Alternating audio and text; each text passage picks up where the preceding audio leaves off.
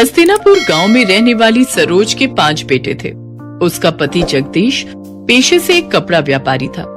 कुछ वर्षों पहले जगदीश का स्वर्गवास हो गया था। समय के साथ सरोज के सभी बेटे जवान हो गए और उन्होंने पिता के कपड़ों के सीमित कारोबार को बड़े उद्योग के कारखाने में बदल दिया। पूरे गांव में उन्हीं के चर्चे हुआ करते थे। अरे सरोज के 5 बेटों ने मिलकर सरोज का मान ही बढ़ा दिया भाई।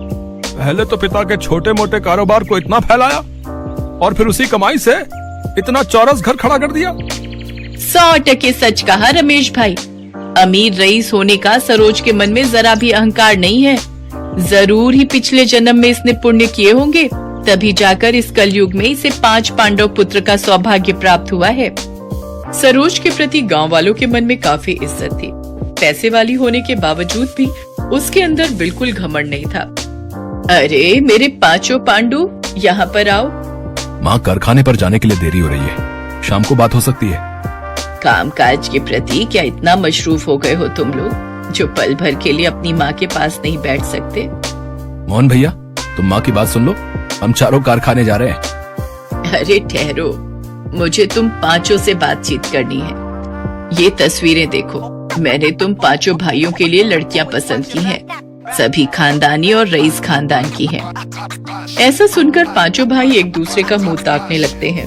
तभी उसका तीसरा बेटा कहता है, माँ, ऊपर वाले की दया से आपके 5 बेटे अपने पैरों पर खड़े हैं। माँ, शुरुआत से ही हम 5 भाइयों की सोच यही रही है कि हम गरीब घरों की बेटियों को ही इस घर में दुल्हन बना कर लाएंगे। माँ, प्रदीप सही कह रहा है। अरे पगला गए हो क्या तुम लोग? अगर मैं किसी गरीब की बेटी को ब्याह कर लाऊंगी तो लोग सैकड़ों बातें बनाएंगे। गरीब अमीर का मेल भी नहीं देखा कहेंगे। माँ, आपको जमाने की पड़ी है, बल्कि ये सोचो कि किसी गरीब की बेटी का हाथ थामने से किसी गरीब पिता को साहूकार का कर्जदार नहीं होना पड़ेगा। सरोज 5 बेटों की बातें सुनकर भावुक हो जाती है और कहती है, ठीक है, अब बस भी करो। जब देखो तब 5 मिलकर पांडव की तरह पाठ पढ़ाते रहते हो। गरीब की बेटियों का ही बसेरा बनेगा यहाँ। खुश? सरोज अपने बेटों के ब्याह के लिए रिश्ते तलाशने लगती है। उसकी तलाश धर्मपुर गांव में रहने वाले गरीब रामदीन की 5 बेटियों रोहिणी, दीपा, नीलम, पुष्पा और तनु पर खत्म होती है। बड़े ही धूमधाम से सरोज अपने 5 बेटों की शादी करके 5 बहुओं को घर लाती है। मेरी 5 बहुओं, अपने दाहिने पैर को इस अक्षत कलश पर पैर लगाकर गृह प्रवेश करो।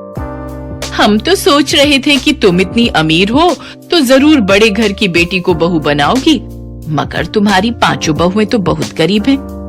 लगता है इन बेचारियों का बाप बड़ा गरीब था, तभी तो कुछ भी दान दहेज ना दे सका। बीना की बातें 5 दुल्हन को झकझोर कर रख देती हैं, मगर सब कुछ इतने पर ही खत्म नहीं होता। रस्में खत्म होने के बाद सभी अपने अपने घर चले जाते हैं। तभी सरोज कहती है, ना जाने कैसा गरीब भिखारी बाप है इनका, जो पाव भर मिठाई भी ना रख सका। तुम सब देखना, कल सुबह तक ये बीना पूरे गांव में ढिंढोरा पीट देगी कि मेरी बहुएं गरीब घर से है। सरोज की बातें सुनकर उसके बेटे कहते हैं, माँ, अभी हम 5 की पत्नी को आए हुए पल भर भी नहीं हुआ और आपने अभी से ही इनको ताने देना शुरू कर दिया। सरोज की कड़वी बोली उसकी बहुओं के दिलों को अंदर तक चोट पहुंचा रही होती है। देखते ही देखते सप्ताह पर सप्ताह, महीने भी बीत जाते हैं। एक शाम बीना सरोज के पास आती है। अरे ओ सरोज, गजब हो गया, तुम तो बर्बाद हो गई। ऐसा भी क्या हो गया जो तेरी सांसें ऊपर नीचे हो रही हैं? ठीक से बता, जल्दी क्या हुआ? तेरे कपड़े के कारखाने में गंभीर आग लग गई है। तेरे 5 बेटे कर्मचारी सहित ढेर हो गए।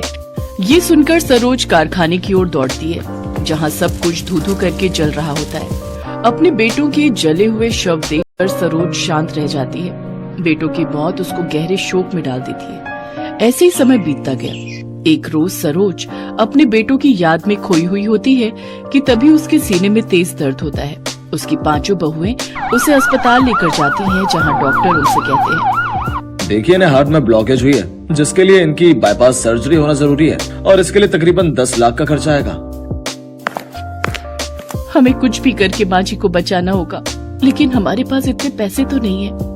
अपने पतियों के बाद हम अपनी सासू माँ को नहीं खो सकती। हमारे तो मायके वाले भी गरीब हैं, हम उनसे भी कुछ मदद नहीं मांग सकते।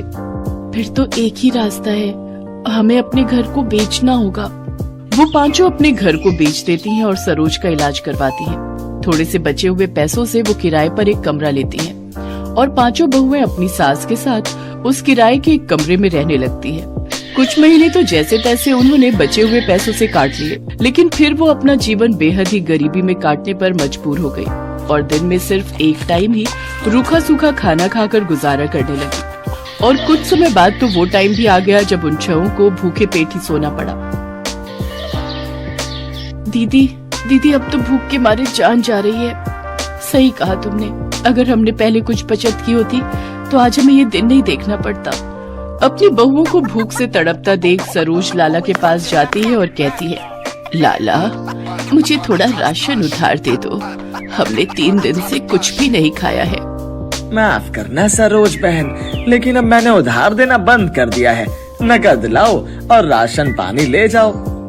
गांव के मंदिर के बाहर बैठकर सरोज भीख मांगने लगती है, लेकिन उस दिन 10 रुपए से ज्यादा उसे 1 पैसा भी नहीं मिलता। उन 10 रुपयों से सरोज आटा खरीद कर ले जाती है, जिससे उसकी बहुएं 6 रोटी बनाती है और सभी 1-1 रोटी नमक के साथ खाकर आधा पेट ही सो जाती हैं। ऐसे ही समय बीतता है। पांचों बहुएं सुबह से शाम तक काम की तलाश में निकलती हैं, लेकिन उन्हें कहीं भी काम नहीं मिलता। घर में छाई गरीबी के कारण सरोज को सदमा लगता है और उसकी तबीयत खराब होने लगती है। बहू, मैं बिल्कुल ठीक हूँ, तुम मेरी चिंता मत करो। पांचों बहुएं कूड़ा कचरा बिनकर उसमें खाने की तलाश करने लगती हैं। कुछ दिन बाद तनु और पूजा को एक घर में साफ सफाई का काम मिल जाता है। वो अपनी सास की तबीयत को देखते हुए अगले दिन काम पर जाने के लिए लेट हो जाती है।